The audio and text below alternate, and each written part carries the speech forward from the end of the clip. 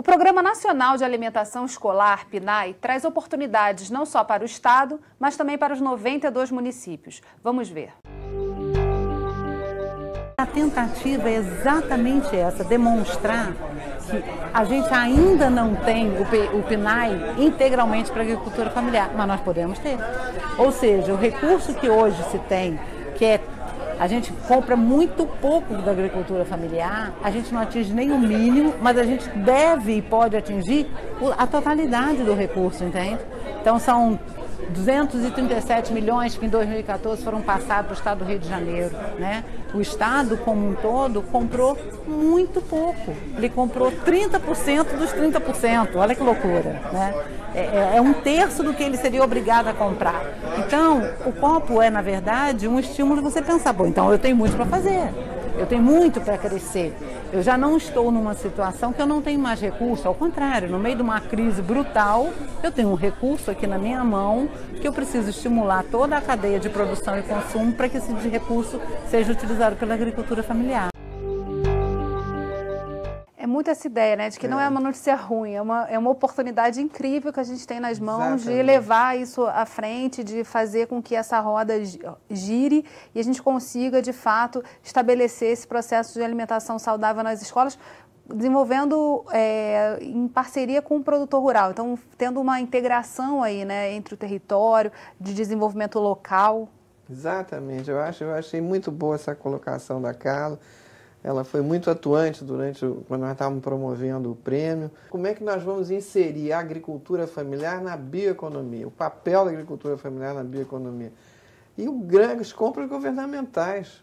As compras governamentais, eu nem estou falando só de escola, eu estou falando de hospitais, eu estou falando de forças armadas. Existe um leque enorme de oportunidades para nós trabalharmos isso. E as escolas são emblemáticas, porque não tem maior responsabilidade com o futuro do que as escolas. Então, eu acho que foi muito bem colocado e a gente tem obrigação ética de fazer alguma coisa nesse sentido. E aí tem um ponto interessante também, né, da necessidade de articulação e de construção em cada um desses elos.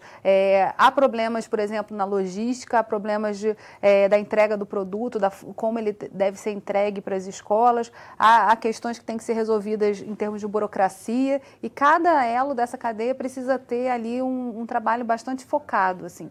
E aí, nesse sentido que eu pergunto, que instituições hoje que a gente pode falar aqui que podem ajudar nesse processo a mapear esses problemas e ajudar nessas soluções de cada parte da cadeia? A solução ela não vai estar em uma única instituição, né? Acho que a grande sacada para a gente fazer essa política efetivamente ser implementada, né, e a gente chegar no mínimo a esses 30%, mas a gente pode superar esses 30%, né? Não há nenhuma legislação que impeça isso, muito pelo contrário, né?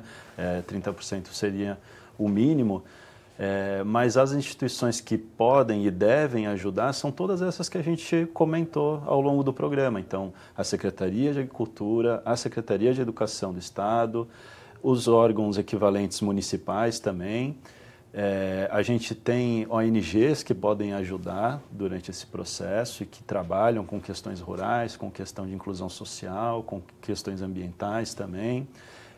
As próprias cooperativas também. Exatamente, as próprias cooperativas, né, as associações de organização desses agricultores, né, hoje está melhorando a cada ano, né, a organização desse setor da agricultura familiar. O que a gente sente enquanto iniciativa que promove o diálogo dessas diversas instituições é que as oportunidades elas precisam, às vezes, de elementos de capacitação, de integração de linguagens diferentes, né? O agricultor ele tem uma linguagem própria, ele tem um conhecimento incrível sobre a terra, sobre a forma de plantar, sobre a época de colher, sobre o clima, sobre diversos elementos que são fundamentais para a produção de alimento no campo. Em determinados momentos, eles sentem dificuldade de interagir com esse outro mundo, né, que é um mundo mais urbano, que é o mundo dos processos, da burocracia.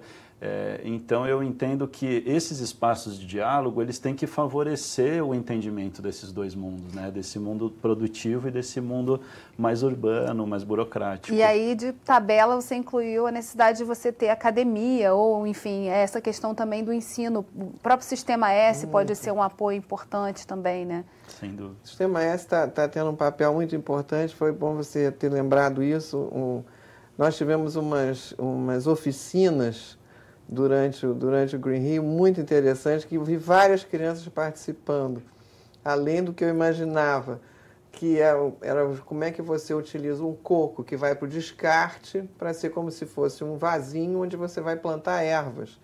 Então, voltando ao que você disse, que não precisa de um espaço grande para você fazer uma horta, você pode fazer na sua casa. Então, as crianças saíam lá com a hortinha delas, o pai levou uma, a filha levou a outra, enfim. Eu acho que a pressão da própria sociedade é muito importante. Tem um caso, por exemplo, a Alemanha até 2030 é obrigada a oferecer produtos não transgênicos nos supermercados, em todos os supermercados. E isso não foi o governo que decidiu, a pressão foi tamanha da sociedade. Por isso que o governo, então, estabelecer esse teto, que até 2030 os produtos sejam não transgênicos. Então, na medida que os pais começarem a dizer, não, mas eu quero na minha escola, que a escola do meu filho tem uma horta, eu quero que ela tenha que saber a história, a informação é fundamental. O teu papel é fundamental aqui, de levar essa informação, porque isso é propagador. E pensando na necessidade de acelerar o processo, a gente falou da obesidade como sendo algo que preocupa a todos e que demanda uma tomada de ação por parte da política pública. Que outros aceleradores desse processo a gente poderia encontrar? Até assim, para a gente convencer quem está lá do outro lado da tela a se integrar nesse processo e a pensar junto como a gente leva para frente esse processo? Primeiro, eu acho que o fato da gente lutar contra a obesidade hoje é uma vitória, né? Porque há muito pouco tempo atrás a gente estava lutando contra a fome, né? Então, hoje o Brasil saiu desse mapa da fome da ONU, né? Então, acho que é uma grande vitória para o país comemorar. Mas veio também agora esse momento, né, com o aumento do poder aquisitivo e do consumo do brasileiro, a gente está enfrentando então o aumento do número de alimentos processados, né, que esse é o grande... Exatamente, né, então agora a gente está aí discutindo qual a qualidade desse alimento, né, não basta a gente combater a fome, né, agora chegou o momento do Brasil discutir a qualidade desse alimento que está sendo vendido e consumido pelas pessoas, né? E existem determinados alimentos que têm excesso de açúcar, que têm excesso de sal, que têm excesso de diversas substâncias que não são salutares, que não fazem bem e que provocam a obesidade, né? E que é tão interessante... estimular alimentos mais saudáveis é o caminho. E que é interessante a gente pensar que, em termos nacionais, a gente tem grandes exemplos de iniciativas que são muito importantes. O Guia Alimentar Brasileiro é um deles, né? Está disponível também e pode ser acessado e baixado, que é uma referência do tipo de alimentação. Já há mapas de alimentações regionais, quer dizer, o que a gente produz em cada área. Você lembrou muito bem a questão da academia. O UERJ já tem um trabalho muito bonito sobre a questão da alimentação sustentável. Essa informação, a questão da obesidade é seríssima. Nos Estados Unidos, obesidade infantil é saúde pública.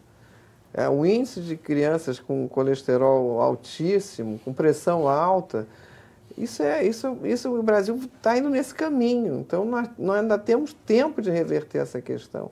E aí nem está tão atrelado a questão do poder aquisitivo, está muito atrelado também à qualidade, né, Richard, da alimentação. Bem, infelizmente a gente poderia ficar conversando aqui mais um tempo sobre isso, até porque tem muita coisa para ser feita, mas a gente volta em outras edições para falar o que aconteceu, como esse projeto se desdobrou. O Rio em Foco vai ficar por aqui. Obrigada pela participação de vocês, Richard, Bia. Obrigada. E obrigada a você, telespectador, que acompanha a nossa programação. Você pode seguir a gente nas redes sociais, Facebook, Instagram e Twitter. Enviar dúvidas e sugestões para o nosso e-mail rioemfoco@lerj.rj.gov.br ou para o nosso WhatsApp 21 98890 4709. A gente se vê no próximo programa. TV Alerj, o canal do povo fluminense.